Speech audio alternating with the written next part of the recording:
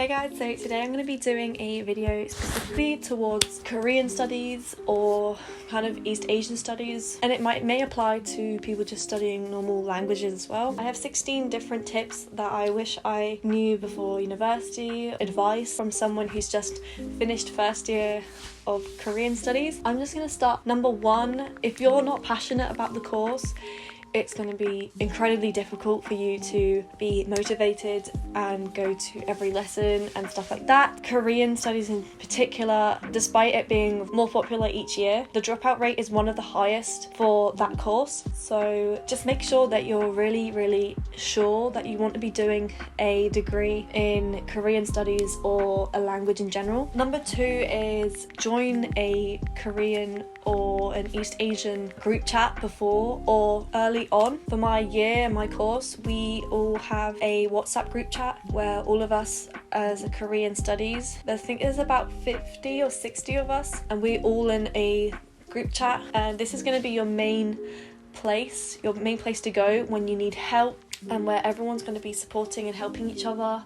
It's a really nice place to meet friends and meet people with the same kind of interests as you, as you're all, doing the same course. Number three is my experience. My course mates, we are all really close. We're quite a close-knit group. In the group chat, like I mentioned, we're all quite active on it, especially during term time. Number four, this is a really important one. Try to learn the basics before starting the course, especially Hangul, like your alphabets. So Hangul for Korean, and I don't know the alphabets for Japanese. I think it's like katakana or hiragana or something like that. Definitely try to be at least familiar with your characters and just the alphabet. You'll soon find out that the pace is really quick. This kind of follows on with the next point. Number five, everyone is probably going to be on the same level by week 5 or 4, 5, 6. You'll find that everyone in the course is kind of on different levels in their Korean journey. For me personally, I had studied Korean for about 2.5 years before I studied Korean at university, so I was pretty familiar with obviously the alphabet and some easy grammar points. However, I kind of found that everyone by at least week 4 or 5, that everyone was kind of at the same place.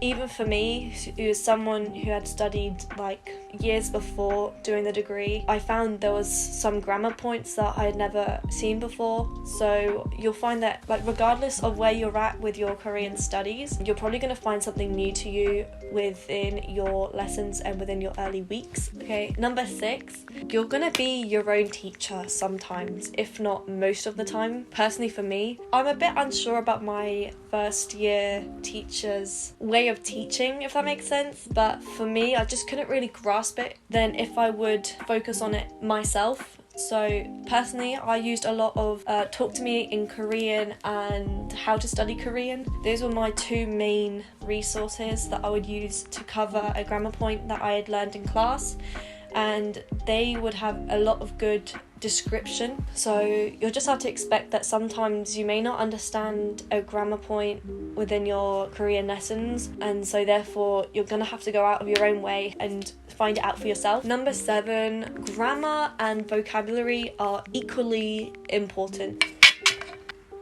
And I know a lot of people learning languages have their own thoughts on which one's more important, grammar or vocab. However, for me personally, I just try to stick with a balance of both of them, because on one hand, if you're studying more vocab than grammar, you're going to have all of these words that you know, but you won't be able to structure a sentence, so it's kind of useless. And on the other hand, if you have a lot of grammar and not vocab, you're going to be able to structure a sentence but without any words, so again, it's just pointless. In my opinion, I think a good balance between the both of them is to be at least some sort of proficiency level. At least you'll be able to combine sentences with the vocab and the grammar that you learn. Number 8, this is kind of obvious already, but you're gonna need a textbook to write in, especially for your Korean language lessons. I know a lot of people, not just for Korean, but there would be a lot of people that would just bring their laptop and kind of use that for all of their lessons and their modules and stuff.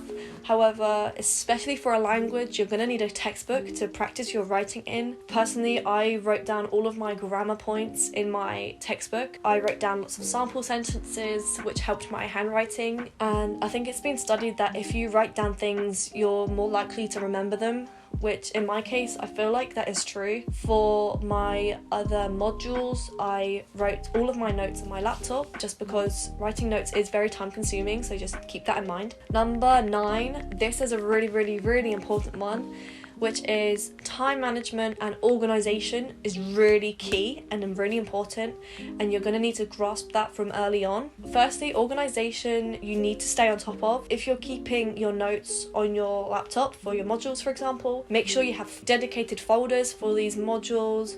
You have each week, each lesson where you can easily find it to go and review from. In the same way with your Korean language, let's say you have 2 textbooks, so one for your grammar and one for your vocab. Make sure you just keep it separate so you know exactly where to find them all. I used Memrise and Quizlet as my means of learning vocabulary, so I didn't really feel like it was necessary to write down my vocabulary in a book, but for a lot of people that does help. And then the second one is time management. You need to make sure you're managing your time really well, and again, you're going to find that out from early on. We get new timetables for both of your semesters, and for both semesters I had a Korean language class at 9 a.m. on a Monday morning, so you have to make sure that you're managing your time really well and you're keeping everything balanced as well. Consistency is key for doing well at university, as I have unfortunately found out. And this brings me on to my next point, which is number 10.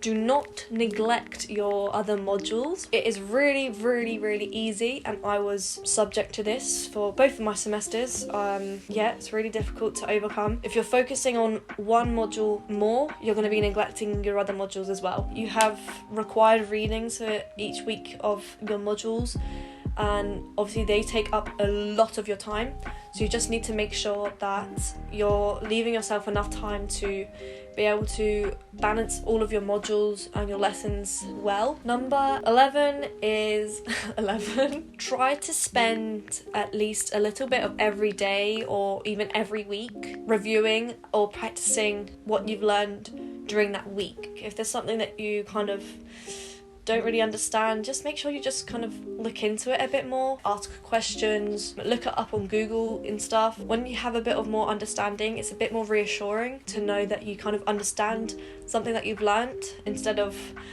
going through an hour lesson and not actually having understood anything that you just learned. Especially for vocabulary, make sure that you're learning all of your well, not all of it, but at least most of your vocabulary each week. Because for me, each week we went through a different chapter of the textbook. For example, one week we would look at buildings and different places, and another week we would look at like transportation. And a little bonus tip is, at the end of each Korean lesson or at the end of the week, try and make sentences to kind of reinforce your understanding and your learning of a grammatical concept or vocabulary. For example, for my week when I learnt places, you could probably say a simple sentence like, I went to the cafe, which is 저는 카페에 갔습니다. With like the transport week, I could say I took the subway, which is like 저는 지하철로 탔습니다. And then you'll find that each week you'll be able to construct more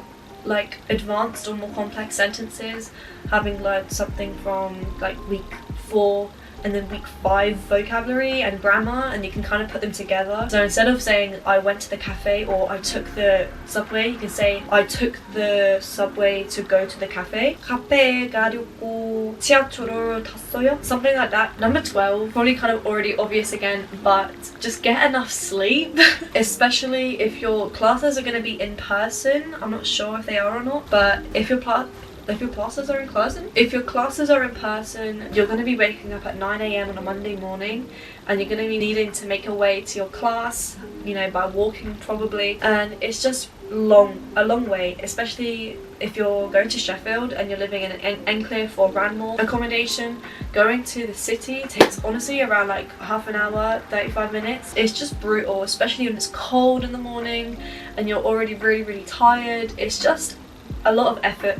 So if you make sure that you have a good sleeping pattern or a sleep schedule, it's going to help you out in the long run to make sure that you're getting to your classes on time. Number 13, beginning your homework on a Friday, then doing it last minute on a Sunday night, rushing it through, trying to remember all of the grammatical concepts from that week. On the Friday, you normally try to review everything that you've learned during the week. So my advice is that you should probably start your homework after the last like Korean language lesson on the Friday, just so it's all fresh in your head and you won't have to rack your brain for any like concepts or vocab on like the Sunday night.